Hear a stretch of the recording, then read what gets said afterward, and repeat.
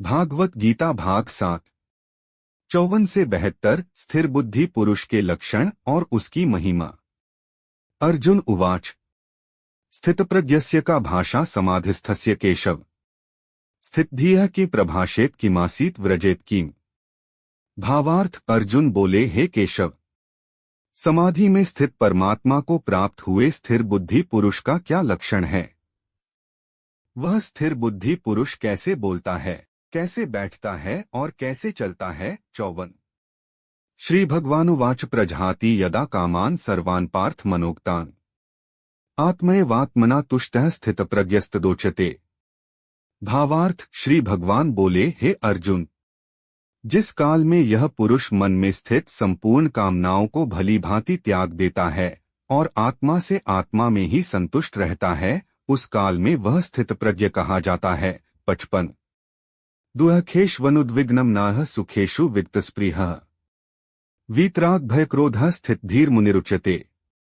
भावार्थ दुःखों की प्राप्ति होने पर जिसके मन में उद्वेग नहीं होता, सुखों की प्राप्ति में सर्वथा निःस्पृह है तथा जिसके राग भय और क्रोध नष्ट हो गए हैं, ऐसा मुनि स्थिर बुद्धि कहा जाता है। 56 यह सर्वत्रान्भिस्नेहस्तत्तत् प्राप्य शुभाशुभम् नाभिनंदति न द्वेष्टि तस्य प्रज्ञा प्रतिष्ठिता। भावार्थ जो पुरुष सर्वत्र स्नेहरहित हुआ उस शुभ या अशुभ वस्तु को प्राप्त होकर न प्रसन्न होता है और न द्वेष करता है, उसकी बुद्धि स्थिर है। 57 यदा संहरते चायं कूर्मुंगनीव सर्वशः इंद्रियाणीन्द्रियार्थेभ्यस्तस्य प्रज्ञा प्रतिष्ठिता।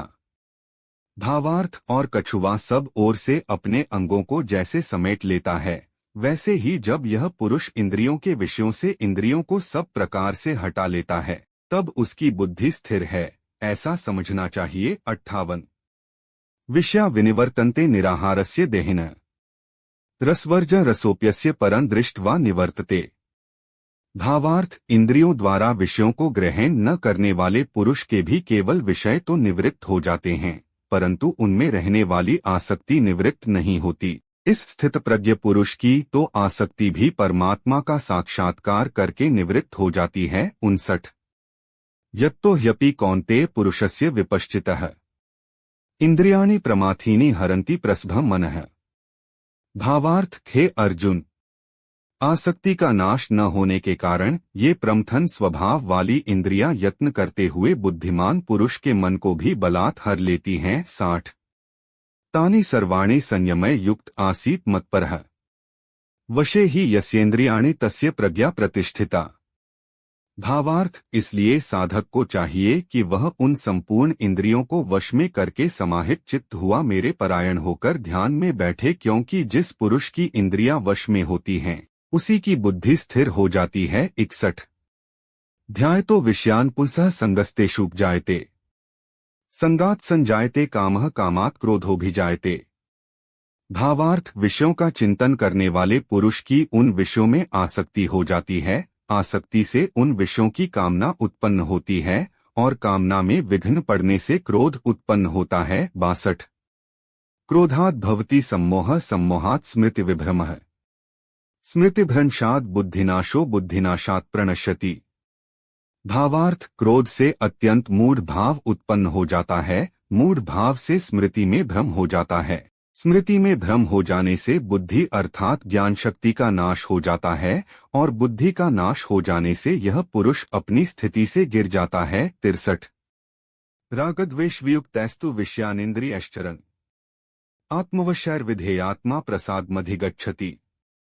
भावार्थ परंतु अपने अधीन किए हुए अंतःकरण वाला साधक अपने वश में की हुई रागद्वेष रहित इंद्रियों द्वारा विषयों में विचरण करता हुआ अंतःकरण की प्रसन्नता को प्राप्त होता है। 64 प्रसादे सर्वदुःखाना हानिरस्योपजायते प्रसन्नचेतसो ह्याशु बुद्धिः पर्यवतिष्ठते। भावार्थ अंतःकरण की प्रसन्नता होने पर इसके संपूर्ण दुःखों का अभाव हो जाता है और उस प्रसन्नचित्त वाले कर्मयोगी की बुद्धि शीघ्र ही सब ओर से हटकर एक परमात्मा में ही भली भांति स्थिर हो जाती है। 65 नास्ति बुद्धिर्युक्तस्य न चायुक्तस्य भावना न चाभाव्यतः शांतिर्शांतस्य कुतः सुखम। भावार्थ न जीते हुए मन और इंद्रियों वाले पुरुष में निश्चयात्मिका बुद्धि नहीं होती और उस अयुक्त मनुष्य के अंतःकरण में भावना भी नहीं होती तथा भावनाहीन मनुष्य को शांति नहीं मिलती और शांतिरहित मनुष्य को सुख कैसे मिल सकता है। 66 इंद्रियाणा ही चरता यन्मनोनुविधीयते तदस्य हरति प्रज्ञा वायुर्नावमिवाम्भसि। भावार्थ क्योंकि जैसे जल में चलने वाली नाव को वायु हर लेती है, वैसे ही विषयों में विचरती हुई इंद्रियों में से मन जिस इंद्रिय के साथ रहता है वह एक ही इंद्रिय इस अयुक्त पुरुष की बुद्धि को हर लेती है। 67 तस्माद्यस्य महाबाहो निगृहीतानि सर्वशः इंद्रियाणीन्द्रियार्थेभ्यस्तस्य प्रज्ञा प्रतिष्ठिता। भावार्थ इसलिए है महाबाहो, जिस पुरुष की इंद्रियों के विषयों में सब प्रकार निग्रह की हुई हैं, उसी की बुद्धि स्थिर है। 68 या निशा सर्वभूताना तस्या जागर्ति संयमी यस्या जागृति भूतानि सा निशा पश्यतो मुनेः। भावार्थ संपूर्ण प्राणियों के लिए जो रात्रि के समान है, उस नित्य ज्ञान स्वरूप परमानंद की प्राप्ति में स्थित प्रज्ञ योगी जागता है और जिस नाशवान सांसारिक सुख की प्राप्ति में सब प्राणी जागते हैं, परमात्मा के तत्व को जानने वाले मुनि के लिए वह रात्रि के समान है। 69 आपूर्यमाणम चल प्रतिष्ठण समुद्रमापः प्रविशन्ति यद्वत् तद्वत् कामायं प्रविशन्ति सर्वे स शांतिमाप्नोति न कामकामी। भावार्थ जैसे नाना नदियों के जल सब ओर से परिपूर्ण अचल प्रतिष्ठा वाले समुद्र में उसको विचलित न करते हुए ही समा जाते हैं, वैसे ही सब भोग जिस स्थितप्रज्ञ पुरुष में किसी प्रकार का विकार उत्पन्न किए बिना ही समा जाते हैं, वही पुरुष परम शांति को प्राप्त होता है, भोगों को चाहने वाला नहीं। 70 विहाय कामान्यः सर्वान् पुमाश्चरति निःस्पृहः निर्ममो निरहंकारः स शांतिमधिगच्छति। भावार्थ जो पुरुष संपूर्ण कामनाओं को त्याग कर ममता रहित, अहंकार रहित और स्पृहारहित हुआ विचरता है, वही शांति को प्राप्त होता है, अर्थात वह शांति को प्राप्त है। 71 एषा ब्राह्मी स्थितियः पार्थ नैना प्राप्य विमुह्यति स्थित्वास्यामंत कालेपि ब्रह्म निर्वाण मृच्छति।